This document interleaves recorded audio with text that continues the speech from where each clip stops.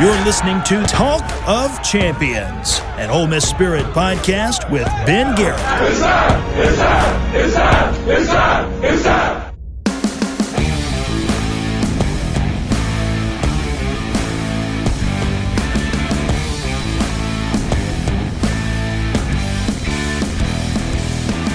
No, friends, your eyes do not deceive you. Joining me here on this, Thursday, December 19th, 2024 edition of Talk of Champions is the man, the myth, the legend. It's Bradley Sowell back home where he belongs. Talk of Champions podcast in the Ole Miss Spirit, OleMissSpirit.com, and Fleet of On 3. My friend, how are you? Ben, how you doing, stranger? How's the comic books? They're good. I'm actually reading some Daredevil in advance of Daredevil Born Again on Disney Plus coming up in the spring, but that's not why we're here. That's not why we're here, Brad. You're not going to get away from this. First of all, how was your trip to the dark side? I still live over there. I still live in Starkville, and I actually enjoy it. It's nice. It's a good place to live. Kids are enjoying it. It's been cool. We made a lot of good friends over here.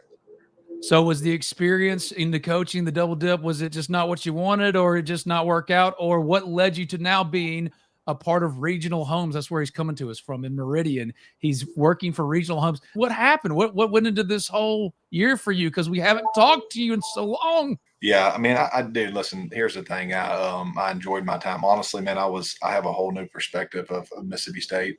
Being there, they treated me very well. They treated my family very well. I went in there kind of as a kind of a fellow intern type guy. And whenever I got into it, it wasn't, I have 4 kids, man, 4 kids and a wife, trying to start a coaching career at 35.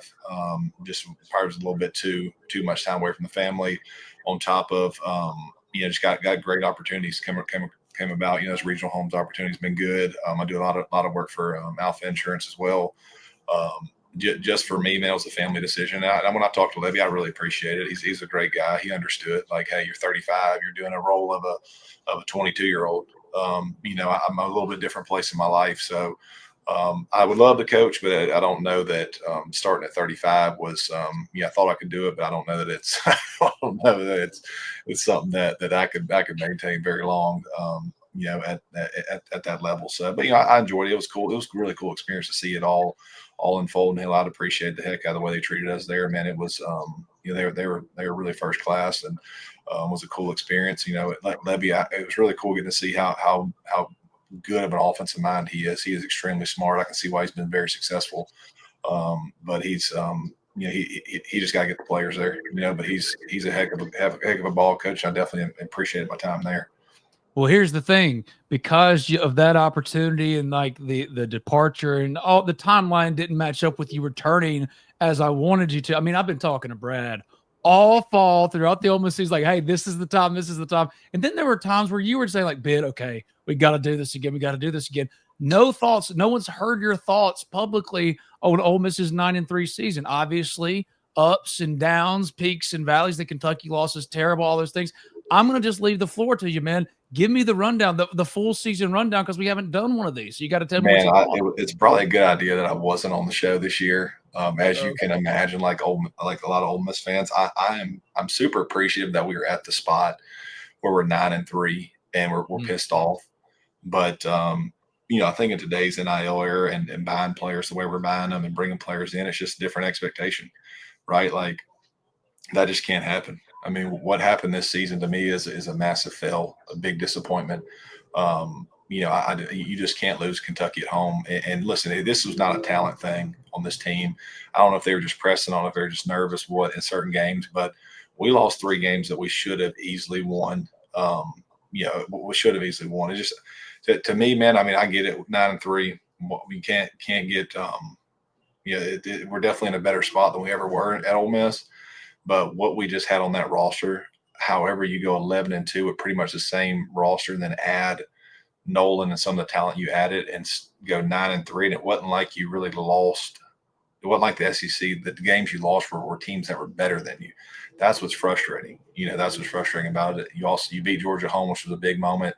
I think you can argue you had one of the best Ole Miss wins in history and the worst loss in Ole Miss history in the same season.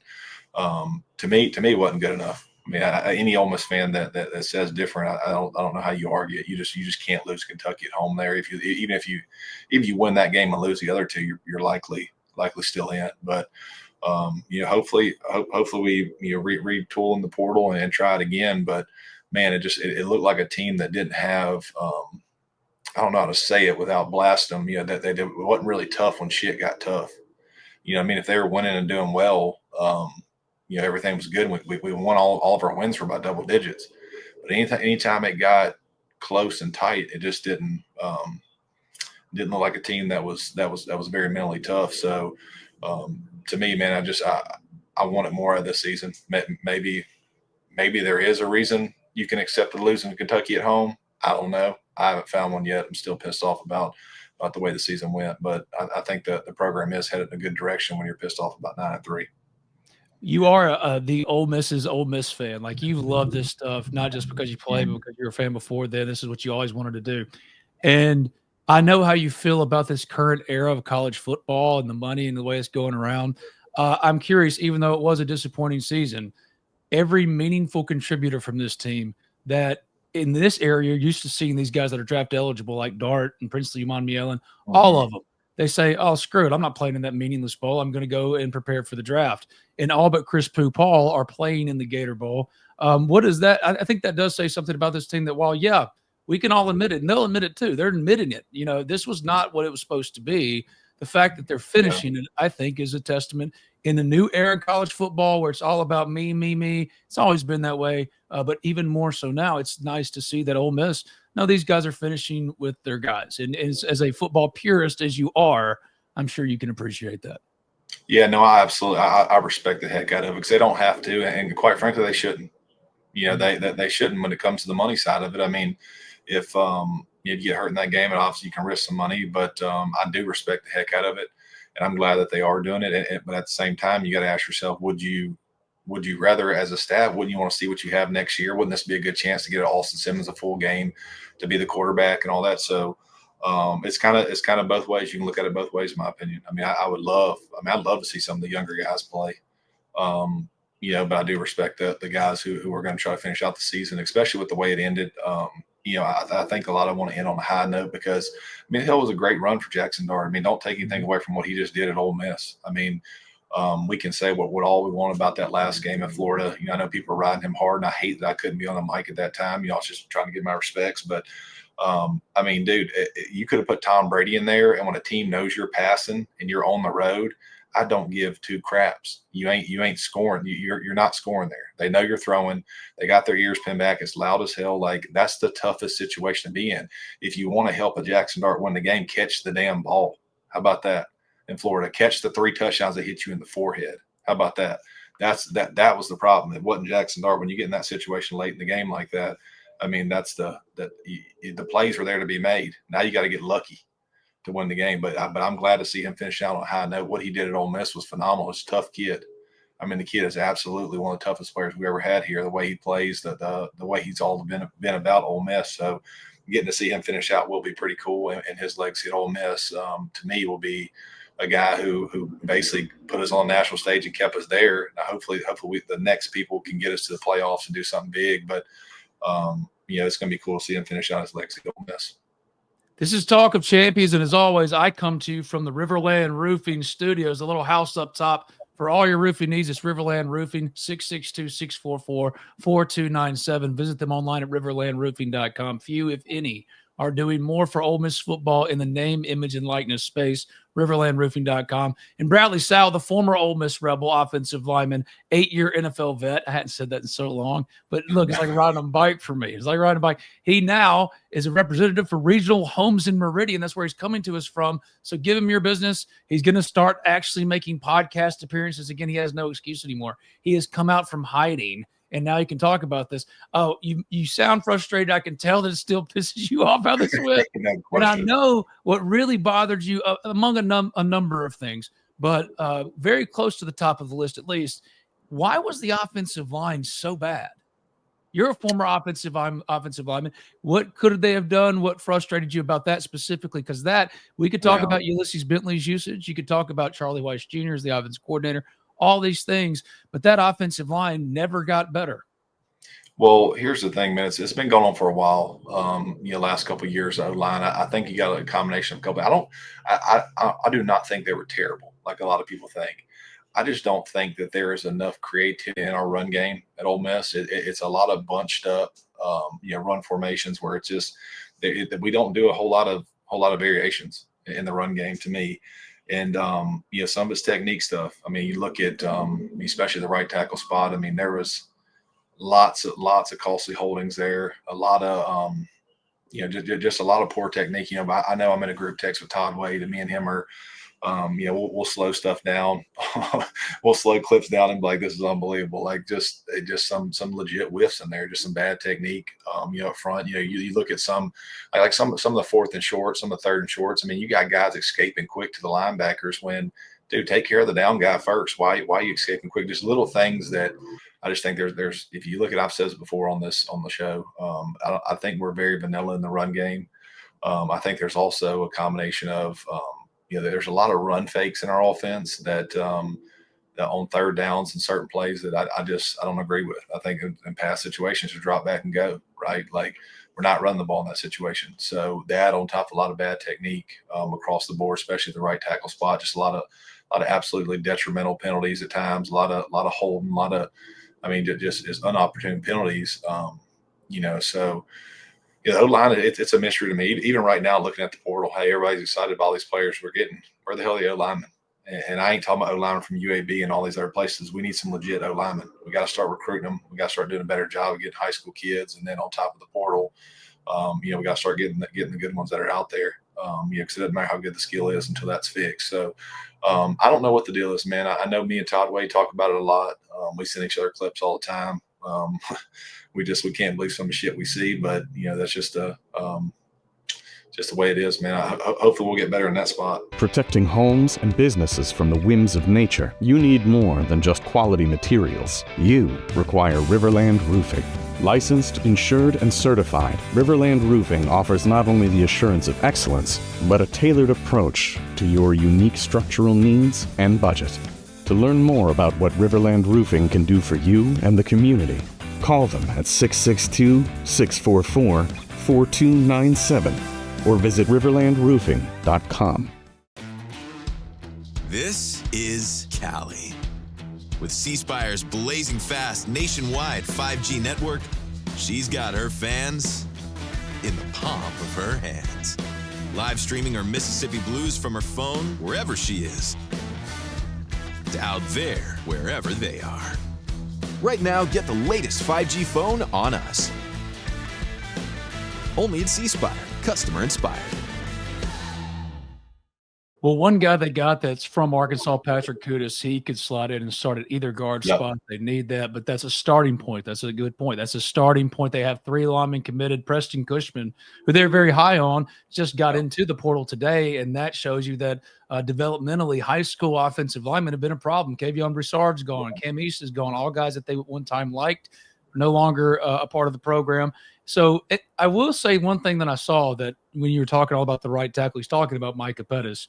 Micah Pettis got dismissed from the team / entered the portal. And I read somewhere that like a Big 10 or 12 team is offering him over $1 million to come to their school. And I wanted to go, we've lost the plot. I love Micah Pettis, I guess. You know what I mean? But like, so you're saying there's a $1.3 million for a guy that holds a lot? Dude, I wish I could go back to college. That would have been great. That's what I'm saying. All I know is like you should have gone to JUCO for 2 years so you could say, hey, I didn't get to use my 2 JUCO years because those have been vacated now. Those don't even count towards your eligibility.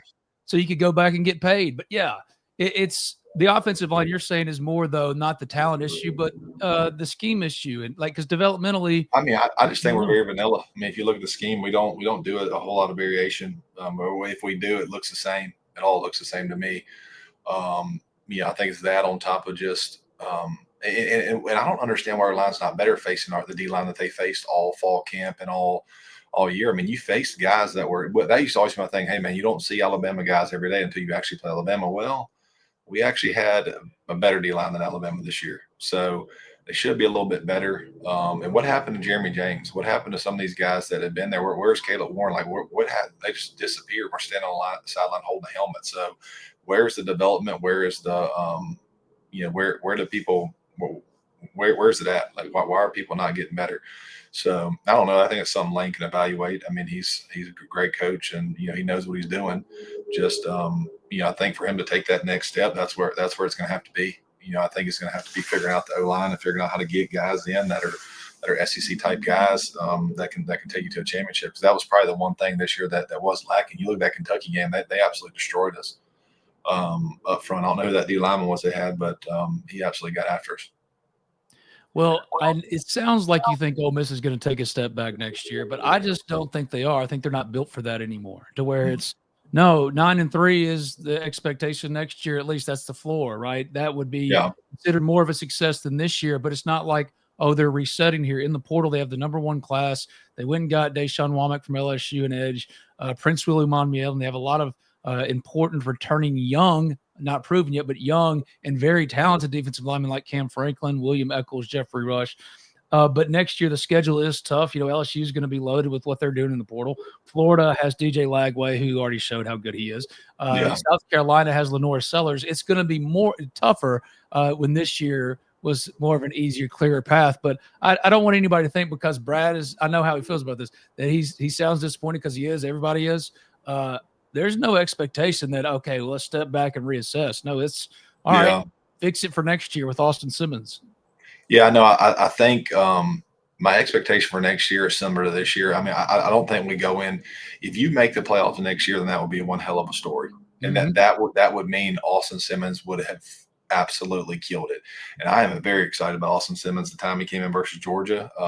I mean, he looked awesome. I mean, the drive that he had versus Georgia was unbelievable. Ball flies out of his hands. We got to see one full season of body of work. I do think there's going to be some learning curves for him once he has a full season as a starter. I think I think if Ole Miss goes to the playoffs next year, I think it would be shocking. I really do. If you can not do it with this team that we just have, but do it with the team next year, considering that South Carolina's going to be better schedule, you still got to go to Georgia. Will be a hell of a coaching job. Now that would set us up for an absolutely massive future. If a kid's first starting year, he goes to the playoffs. Now, I do expect the next year after Simmons gets one full year, and if he is what we think he is, I do think 26 will be another season where we'll be back there with a ton of expectations. I do like what they're doing in the portal. It looks like they're targeting a little bit younger guys. The Caleb Odom kid from Alabama having years left. Certain guys having years left. I think Lane thinks next season, hey, we're going to – obviously he's going to try his damnedest to make the playoffs. If he does, it'd be a hell of a job. I think he's eyeing 26s as another, kind of like Jackson Dart's first year. Great season, solid season by standards of that. But I think you can sense, hey, the next 2 years are going to be special in Oxford. And anything Austin Simmons does great next year is just going to be a damn cherry on the top, in my opinion. But I think the future is going to be 26. All right. So usually when he would do, Brad, the post-game show with me, which I did by myself all year, you should feel bad about that, we would give out helmet stickers. I gave out all these helmet stickers on my own. I'm not asking you to do anything but give 3 for Ole Miss football for the 2024-25 season. Yes, Ole Miss still got the Gator Bowl against Duke, January 2nd, 2025, kickoff at 6:30 p.m. Central Time on ESPN. But that's a nothing game. It is. I hope Ole Miss fans show out like the players are showing up to finish out strong, but it doesn't mean anything in terms of the overall, how we overall view this season for Ole Miss one way or another. So your 3 helmet stickers that you used to give on post-game shows till you abandoned me, that you would give for Ole Miss football for its 2024-25 season, 9-3, 5-3 in the SEC. 3 helmet stickers. I think the obvious one's Jackson Dart. I think he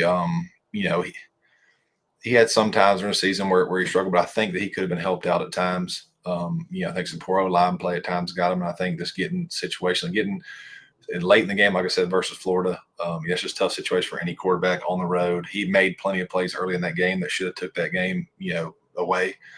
I think Jackson Dart 100%. If you don't have Jackson Dart back there this year, you don't win 9 ball games. I think the rest will be defense. I mean, you can give it to a number of guys. Piggy's on defense did great. I think Amos at corner was, that dude, we're going to really miss him, man. That kid was a very good ball player. He's low-key one of the best defenders out there.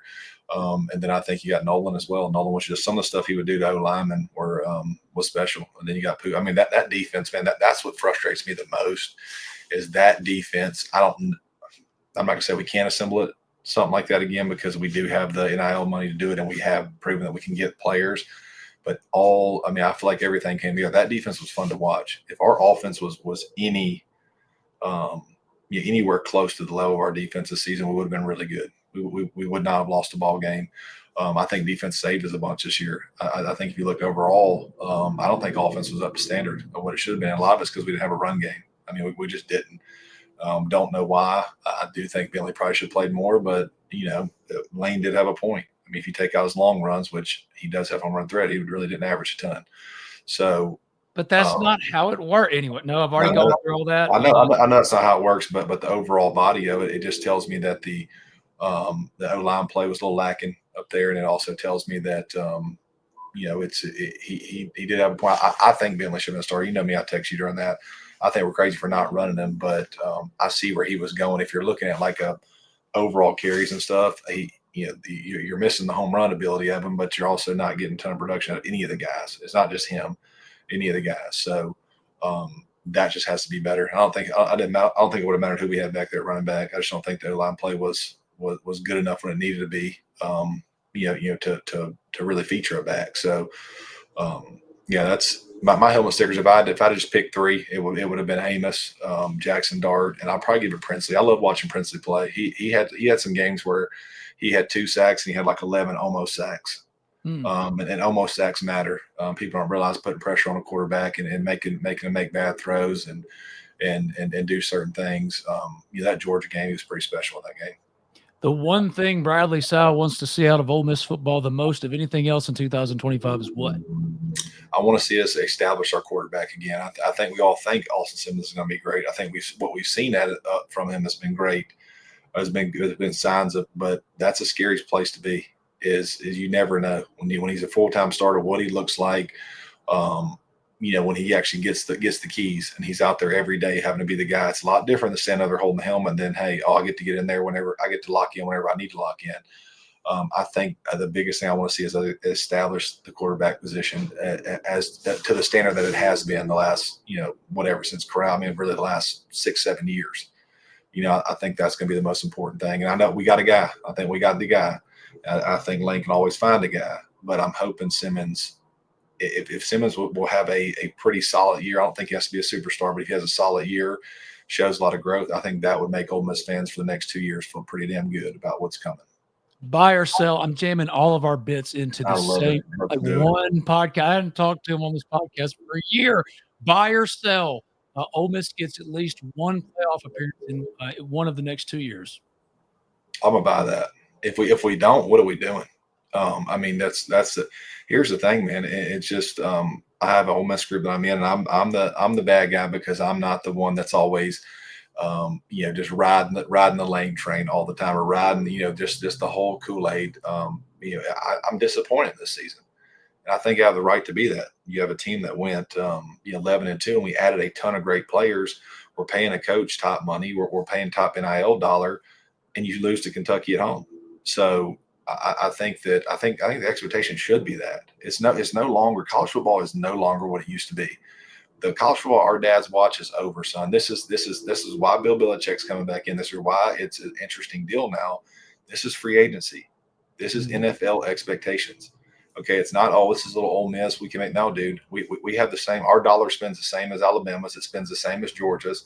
That's all that matters now. If you don't believe me, I've been inside the building for a little bit now. It matters. That's all that matters. So, the expectation should be. I mean, Ole Miss is got one of the top NILs, and they got one of the top coaches apparently. So, we should make the playoffs next 2 years if we keep adding the type of players that we're adding. So I think that I'd be shocked if we made it this next year, breaking a new quarterback. But if Simmons is pretty damn decent, and some of the Odoms and some of these younger guys we're adding pan out, hell yeah. I think 26 is could be the year that we actually do it. Very shocked we didn't do it this year, though. Trending or ending really quickly, Ole Miss baseball as a playoff contender for next year. Trending or ending? Ole Miss baseball right now reminds me of the Kermit Davis basketball days when we kept saying, all right, they got a ton of talent this year. It's going to be the year. I keep hearing, oh man, we have a ton of arms this year, and we do, we may. But Indy, I don't know, man. I'm so shell shocked on this baseball, man. Like I have never in my life, have seen an Ole Miss baseball be bad, and it's been kind of bad.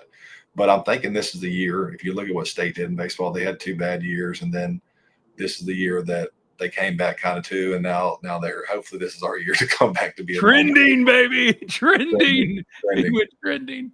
That's great. It's Bradley Sowell. Thank goodness, man, that you've returned from the dark side. You joined the forces of good again and join your friendly neighborhood Ginger Shrek on Talk of Champions. Brought to you, as always, by our friends at RiverLand Roofing. For all your roofing needs, it's RiverLand Roofing, 662-644-4297, riverlandroofing.com. And Brad, you can find him at Regional Homes in Meridian. For your next home, whatever it might be, go visit my man Bradley Sowell, and he assures me that he's back to stay for a little while. You're not going to like do the thing where you say, hey, yeah, man, and then you go out for cigarettes like Dad used to. You know what I mean? That's not – no more coaching for me, dude. I'm softball coaching and being a dad, and I love it. Selling some mobile homes. If you need one, holler at me. It's a great business. Well, I look forward to talking to you maybe next week, hopefully within the next 2 weeks. I'm going to stay on him, and all of you stay on him too, because he sneakily snuck back onto the Ole Miss Spirit message board and snarkily liked some of my comments making fun of him. So get on him. Make sure that he returns, that this isn't a one-off. Thank you, my friend. I'll see you soon. See you next week, man. Howdy toddy.